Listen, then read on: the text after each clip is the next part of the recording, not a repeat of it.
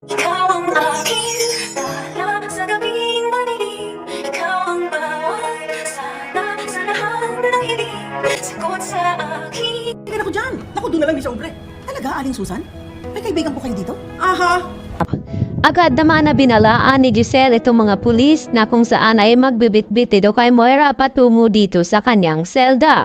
At dito na sinabihan ni Giselle na kapag magpapaawa effects daw itong si Moira ay wag daw silang makikinig nito dahil sanay na nga itong magdrama at manipula itong si Moira sa kanila.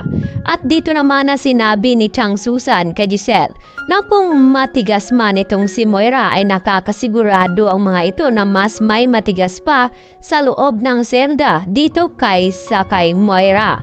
At naalala naman ngayon ni Chang Susan na may kaibigan nga siya noon na nagngangalang Mildred kung saan ay nakilala niya nga ito sa loob ng kulungan. At dito naman na tinanong ni Giselle na kung talaga bang may kaibigan itong si Chang Susan sa loob.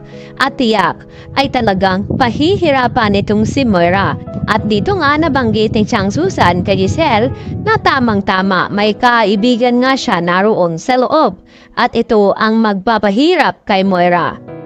At agad na pinuntahan ni Chang Susan at Giselle itong sinasabing Mildred. At dito nga na sinabi ni Mildred sa kanila na siya na nga bahala dito kay Moira. At bibigyan niya nga ito ng matinding leksyon. At tila nagugustuhan ni Giselle ang idea na iyon. Samantala hanggang pag-iyak at emosyonal naman itong si Zoe na kausap itong si Carlos Benitez. Dahil hindi nga daw niya ito pababayaan ang kanyang ina. Dahil daw sa kanya ay nahuli ito at nakulong. Dapat ay nandun daw itong si Zoe karamay ni Moira. At dito naman na sinabi ni Carlos sa kanyang anak na wag daw muna ngayon dahil mainit pa itong preskon sa kanila. Baka madadawit ang pangalan dito ni Zoe at baka mabulyaso ang kanilang mga plano at mabisto ang kanilang sekreto. At dito na nga na nahuli sila dito ni Lynette. At dito rin na narinig ni Lynette na sinasabi ni Zoe na ama itong si Doc Carlos at hindi nga makapaniwala itong si Lynette sa kanyang mga nakita at narinig dito kina Carlos at Zoe. Kaya naman nagdududa na rin itong si Lynette sa mga ikinikilos dito ni Carlos Benitez.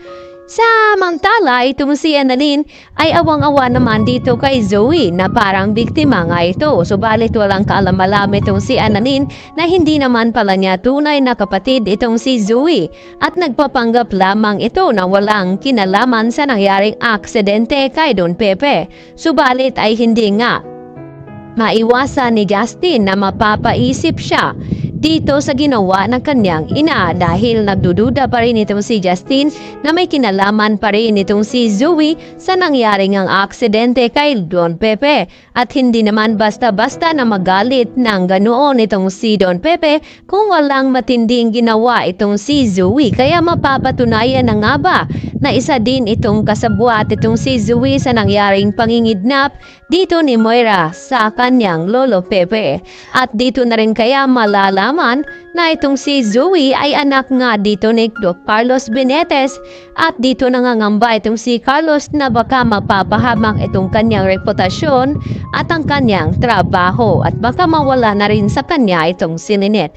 Yan ang ating pagkatutukan. Ito lamang yan sa abot kamay na pangarap.